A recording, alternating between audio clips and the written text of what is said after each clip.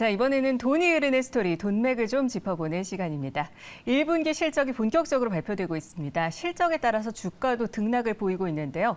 MBN골드 조기준 매니저와 함께 기업들의 실적에 대해서 깊이 있게 들여다보고 투자 전략도 세워보겠습니다. 어서 오세요. 네, 안녕하십니까. 네, 1분기 상장사들의 실적 성적표 분석 결과 어떤 특징이 좀 있을까요?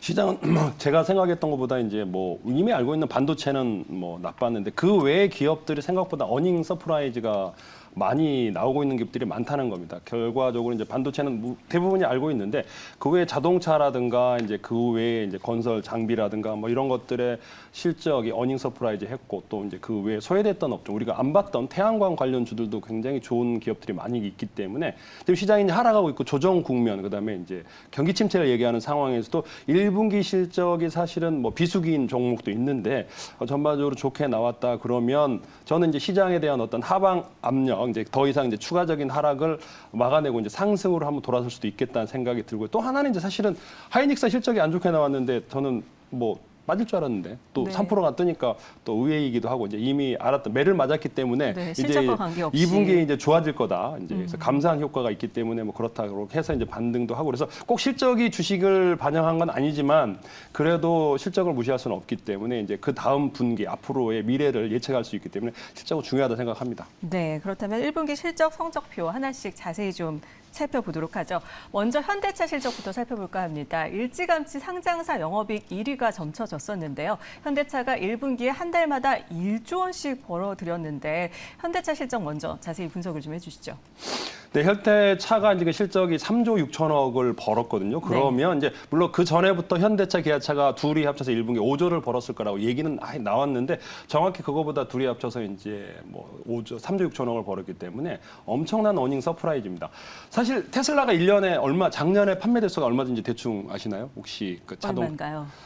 130만 대를 팔았습니다. 와, 그러니까 네. 올해 이제 생산할 때 180만 대에서 뭐 200만 대 정도 얘기를 한다고 그러는데 네. 현대차가 1분기에 판매 대수가 100만 대를 팔았습니다. 네. 그러니까 100 몇만 대를 팔았다고 하더라고요. 그러면 둘이 합쳐서 지금 현재 이제 우리가 한국의 현대 기아차가 1년에 판매 대수가 한 600만 대, 700만 대 정도 됩니다. 그러니까 700만 대가 넘어가면 1년에 전 세계 자동차의 판매량이 8천만 대 좀 넘습니다. 그러니까 네. 작년에 7천만 대, 뭐 8천만 대 넘어간다고 10% 정도를 현대 기아차가 담당하고 있습니다. 그러니까 글로벌하게 1위는 토요타입니다. 그러니까 글로벌하게 근데 이제 삼성에서 현대 기아차가 1위가 될 거다라고 하는데 이제 왜 그러냐면 토요타는 전기차로 늦게 갔기 때문에 이제 그 역전할 거다 뭐 이런 얘기가 나오고 현재 이제 글로벌하게 1위는 토요타인데 이제 토요타를 앞설 수 있지 않을까라는 얘기가 나오면서 또 이제 그 전분기 실적도 좋게 나왔고 그렇기 때문에 현대차는 지금 현재 상승을 하고 있는데 또 이제 모비스의 실적도 나오고 있고 그러는데 또 반대 방향으로 나오기도 있기 때문에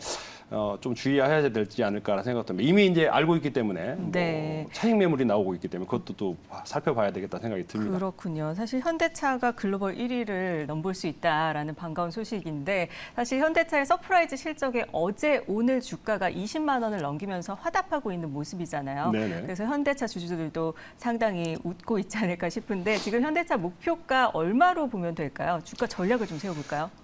저는 이제 요게 모비스도 이제 실적이 약간은 이제 하회했기 때문에 모비스랑 현대 위아랑은 빠지는데 지금 현대 봤을 때 이제 3조 6천억 1년에 뭐 12조에서 15조 이상 영업이익이 올해도 예상한다면 지금 뭐 펀드 밸류를 찾는다 그러면 지금 현재 42조 정도의 시가총액이거든요. 그래서 네.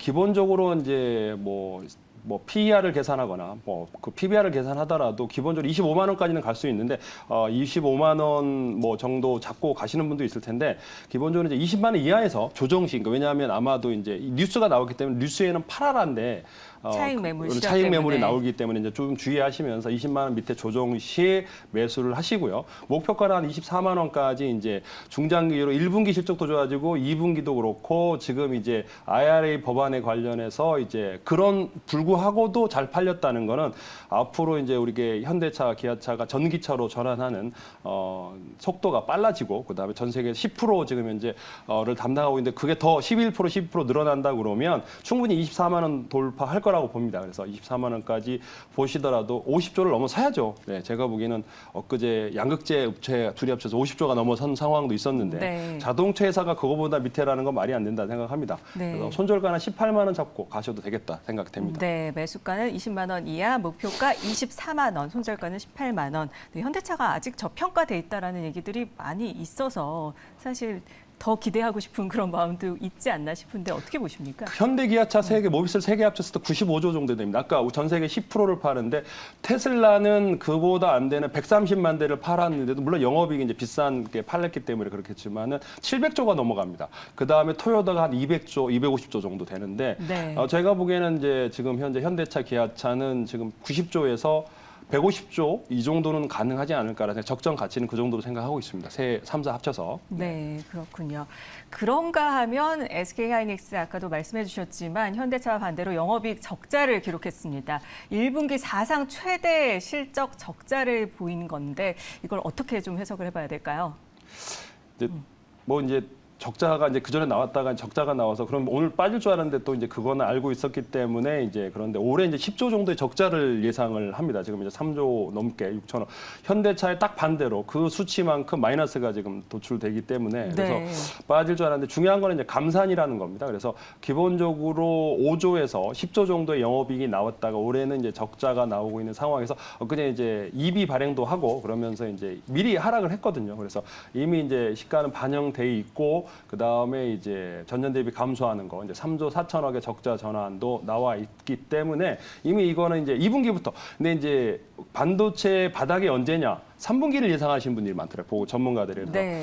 2분기부터는 이제 턴어라운드에서 3분기부터 반등을 하는데 저는 이제 그게 3분기에 이제 가는 이유가 지금 이제 DDR5로의 전환 시점이라고 봅니다. 지금까지도 DDR4가 많이 나오고 있는데 DDR5가 아직 서버용 그 CPU가 아직까지 정확히 이제 출하가 덜 되고 있기 때문에 아마 3분기에는 이제 서버용 CPU 이제 DDR5로 넘어가는 그다음에 이제 챗 GPT라든가 AI가 활성화되면 이제 그와 관련된 그래픽 관련해서도 그렇고 DDR5로 넘어가면 이제 수율도 좋아질 거고 실적도 더 턴어라운드 할 거고 그만큼 이제 지금 비중에 DDR4로 비중을 5로 바꾼다 그러면 반도체의 실적은 3분기부터 확실하게 턴어라운드 할 거라고 생각됩니다. 그렇다면 2분기에 재고가 감소하고 그리고 1분기는 바닥이라고 보시는 겁니까? 네, 그러니까 지금 반등 주가가 지금 이제 제가 생각했을 때도 보합권 생각했는데 뭐 3%씩 뜨는 걸 보고 벌써 이제 스마트 머니들은 벌써 사는구나. 이제 공매도도 쇼커버가 들어오는구나라는 생각이 되어집니다. 그래서 뭐 제가 보면 DDR5 가격이 이제 굉장히 요즘 많이 빠지고 있습니다만 그래도 충분한 가격이기 때문에 원래 이제 몇 년 내에 한 번씩 이제 DDR3에서 4로 넘어가고 또 5로 넘어가고 단계가 있기 때문에 그런 단계를 거치고 그다음에 재고 소진하고 그러면서 이제 DDR5로 넘어가면 반도체는 반드시 상승할 거라고 보여집니다. 네, 그럼 지금 접근해도 괜찮다. 지금 이제 8만 원대 뭐 많이 올랐는데 뭐 8만 5천 원을 적정한 가격으로 해서 8만 8천 원 밑에서 매수를 분할 매수하시고요. 네. 목표가는 12만 원 잡고 가시면 되겠습니다. 그리고 손절가는 8만 원 잡고 가시면 되겠습니다. 좀 작게 잡았습니다. 네, 이 반도체 업황을 어떻게 보실까요? 이 감산이 좀 늦은 봄을 불러올 수 있을까요? 중요한 감산은 확실하게 효제입니다. 그러니까 삼성전자가 감산을, 그러니까 하이닉스만 감산하고 과거에 이제 마이크론도 감산을 하고 있고 어차피 뭐 메이저가 이제 3개 회사밖에 안 남았기 때문에 삼성전자가 감산한다면 확실히 반등을 합니다. 근데 삼성전자가 이제 멘트를 했고 감산할까? 뭐 그래서 뉘앙스를 비쳤기 때문에 삼성전자가 감산하고 그 감산을 DDR4로 바꾸고 그러다 보면 분명히 이제 2분기 지나서 3분기는 턴어라운드 하리라고 보여집니다.